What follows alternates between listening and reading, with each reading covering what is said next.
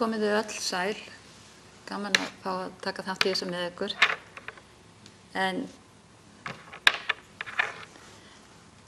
þessi umfjöllun hjá mér verður engan veginn tæmandi, en henni er ætlað að gefa innsýn varðandi aðstæður og réttindi fólks þegar það lendir í þessum aðstæðum.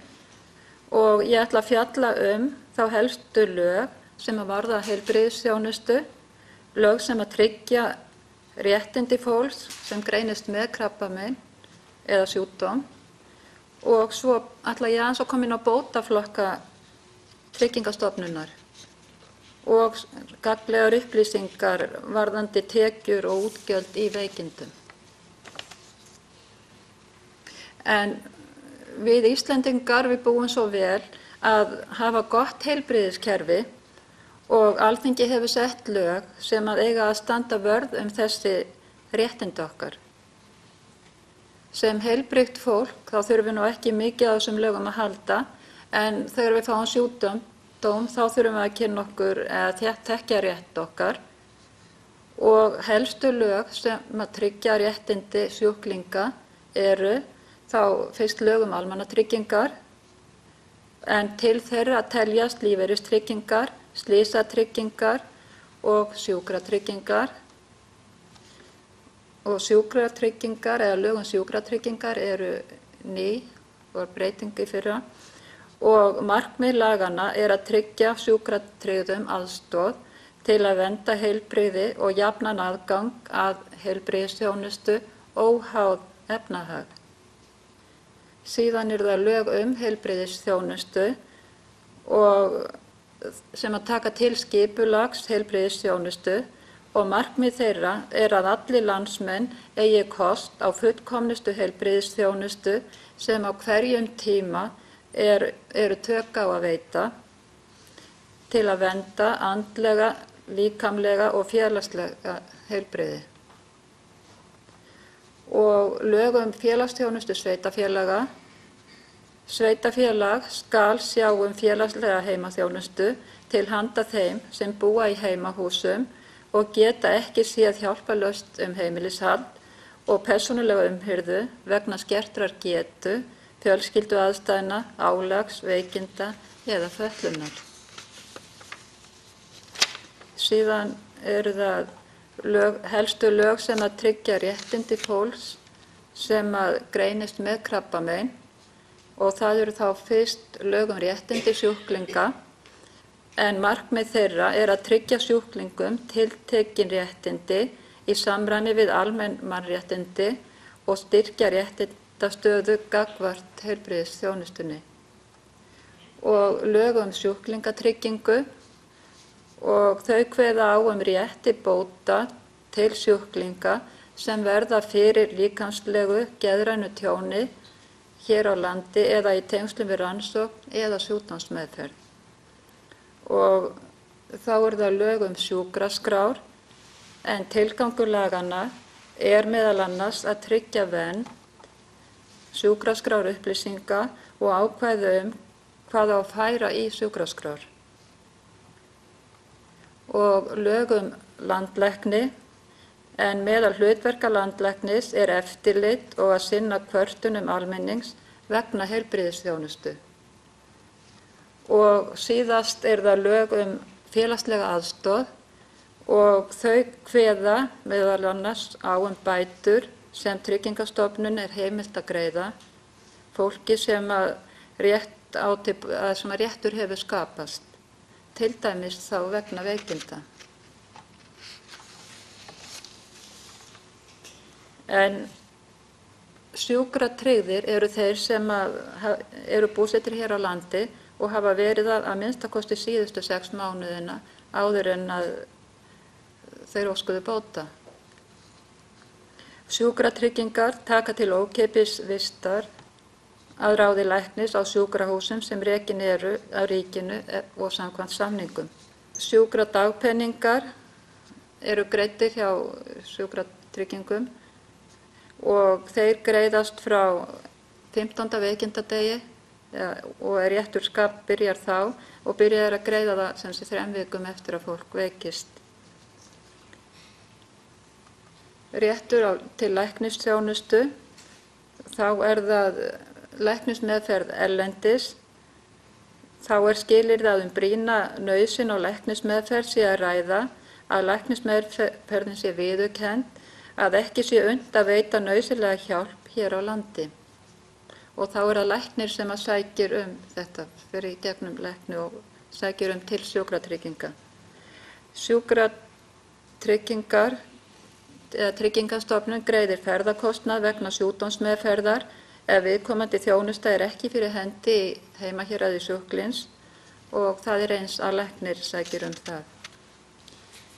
En þegar að krabbamein greinist, þá svona ákveðið ferli sem að fer þá í gang og þá það fyrst afsláttarkort.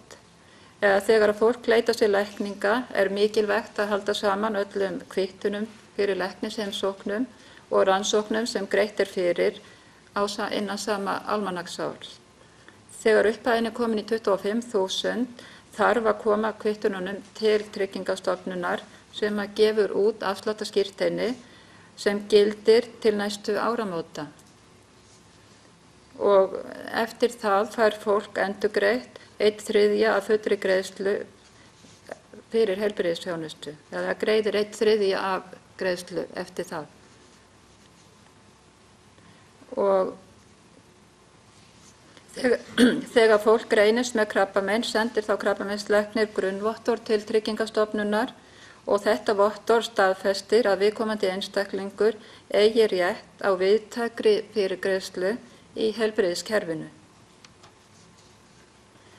Og það mikilvægt þegar að fólk greint að það hafi samband að það hafi samband við félagsráðgjafa sem að leiðbeinir þá úrræði sem að hægt að sækja svo sem endurhæfingarskírteini hjá Tryggingastofnun og þá heimilisaðstoð þá frá sínu sveitarfélagi. Stundum að fólk rétt á einhverju fleiru sem en það fer eftir aðstæðum hvers og eins hvað það geti verið. En það þarf að sækja allar greiðslur með réttum vottorðum frá læknum og frá vinnuveitenda stundum ef það á við. En fólk sem á vinnumarkaði á rétt á veikindaleyfi frá sínum vinnuveitanda og í einhverja mánuði og það miðast þá oftast við starfsaldur fólks en einnig við kjarasamninga hvað þetta langt eða hvað veikindaleyfið langt. En þetta eitthvað sem að fólk þarf að kynna sér þegar það veikist. Sjúkrasjóðir stéttarfélaganna að þegar að fólk ef að fólk kemst ekki aftur til vinnu þegar að veikindaleyfinu eða frá vinnuveitenda lýkur þá á fólk rétt á sjúkradagpenningum úr sjúkrasjóði síns stéttarfélags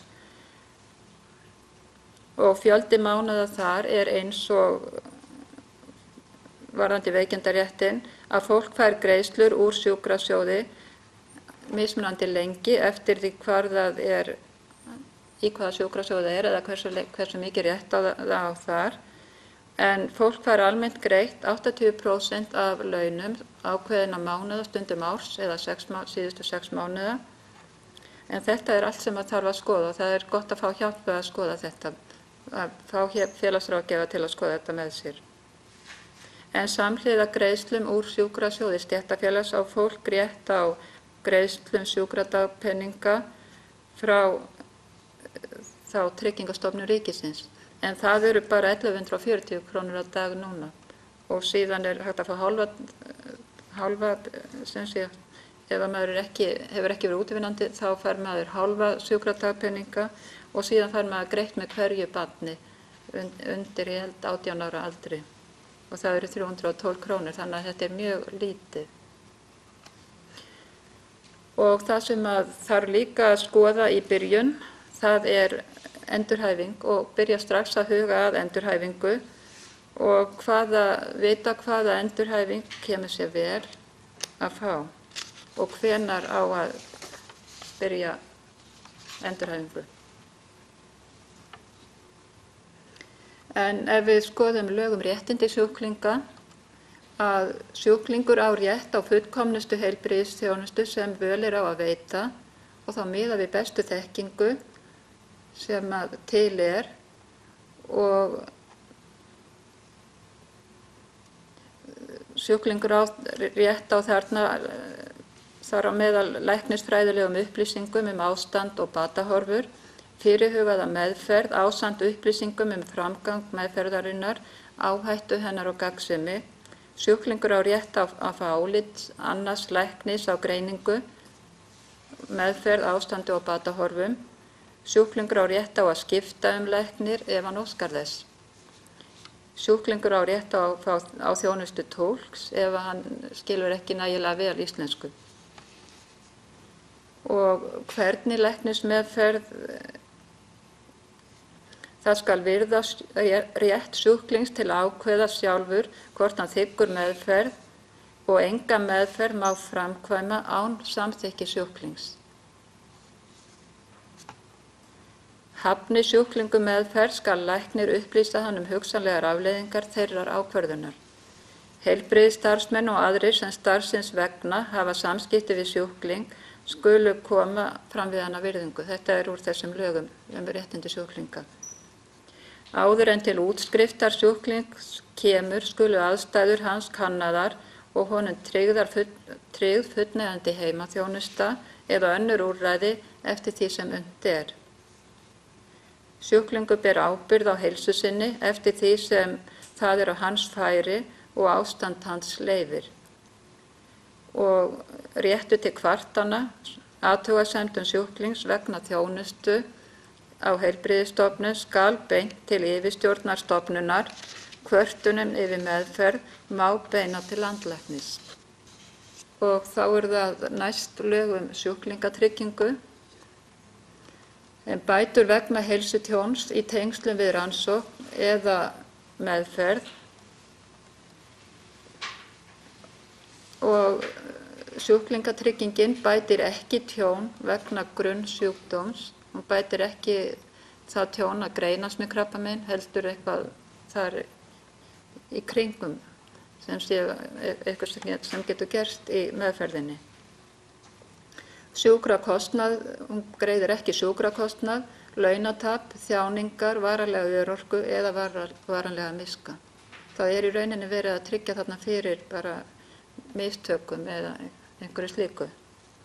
En réttur til bóta samkvæmt þessum lögum, rétt til bóta eiga sjúklingar sem verða fyrir líkamlegu eða geðrænu tjóni hér á landi í tengslum við rannsókn eða sjúkdómsmeðferð á sjúkrahúsi, heilsugæslustöð eða annarri heilbrigðisstofnun í sjúkraflutningum eða hjá heilbrigðisstarfsmanni sem starfar sjálfstætt og hlotið hefur löggildingu heilbrigðis- og tryggingaráðherra til starfans. Greiða skal bætur fyrir tjón sem hlýst af því að sjúkdómsgreining ekki rétt. Bætir ekki tjón sem rekja má til eiginleika lyfs sem notað við rannsókn eða í sjúkdómsmeðferð. Hún getur bætt sjúkrakostnað, launatap og fleira og upphæðirnar í þessari tryggingu eru frá 50.000 og hámark 5 milljónir. En Tryggingastofnun ber eða aflar allra gagna og tekur afstöðu til bótaskyldu. Hún skoðar málið og bætir ef hún telur að það sé ástæða til þess. Og næstu lög sem ég ætla að tala eru lög sjúkraskrár. Sjúklingur eða umboðsmaður hans á rétt á aðgangi að eigin sjúkraskrá í heild eða að hluta og að fá afhent afrit af henni. Sjúklingur eða umboðsmaður hans getur lagt bann við sjúkraskrár upplýsingum að sjúkraskrár upplýsingum hann séu aðgengilegar að hluta eða öllu leyti. Þannig að við ráðum svolítið yfir þessum upplýsingum okkur. Og það gott að vita það að við getum svolítið gert það ef við viljum ekki að allir geti séð. En í lögunum skilgreint hvaða upplýsingar eða hvað á að skrá í sjúkraskrá. Það kemur alveg fram. ekki hvort að það sé nokkur ástæða til að vera að lesa það upp. En það sem sé bara nafn og kennitala og slíkt, hvenær fólk kom á sjúkrahúsið og ástæða innlagnar eða komu og síðan þau atriði heilsufars og sjúkrasögu sem máli skipta fyrir meðferðina. Og svo aðvaranir eins og ofnæmi eða eitthvað slíkt, greina frá skoðun og svo meðferð og aðgerðalýsing. Upplýsingar lyfjameðferð, umsagnir ráðgefandi sérfræðinga, niðurstöður rannsókna, greiningu og síðan áætlun framhald. Síðustu lögin sem ég ætla svo að koma inn á að segja ykkur frá, að það eru lög félagslega aðstoð og það eru þá bótaflokkarnir, bætur, félagslegra aðstoðar. Það eru þessi flokkar, það er mæðra- og feðralaun og þá til einstæðra foreldra. Þetta eru bara mjög lágar tölur, það eru bara 6.000 með 2 börnum og 16.000 með 3 börnum. Það er mjög lítið. Síðan er það barnalífeyrir vegna skólanáms og þetta kemur oft hjá okkur eða sem sé að við getum bent fólki á þetta að ef að fólk er sem sé ef að lífeyrisþegi ef að fólk á endurhæfingarlífeyri er með börn á sínu framfæri sem er 18–20 ára, þá á það rétt á áframhaldandi barnalífeyri sem er 21.657 á mánuði. Og það eru maka- og umönnunargreiðslur ef að maki þarf að minnka við sig vinnu eða lækka í launum. Og svo er það heimilisuppbót og frekar uppbót vegna mikils kostnaðar. En þetta er sem sé það helsta sem að félagsráðgjafar geta aðstoðað fólk með. Eru til einhverjar tölur það sem algengi þess að fólk með krabbamein nýti sér sinn rétt sem að það á rétt á? Ég hef ekki heyrt af því að það séu til, ég held bara ekki. En ég hef ekki heyrt það.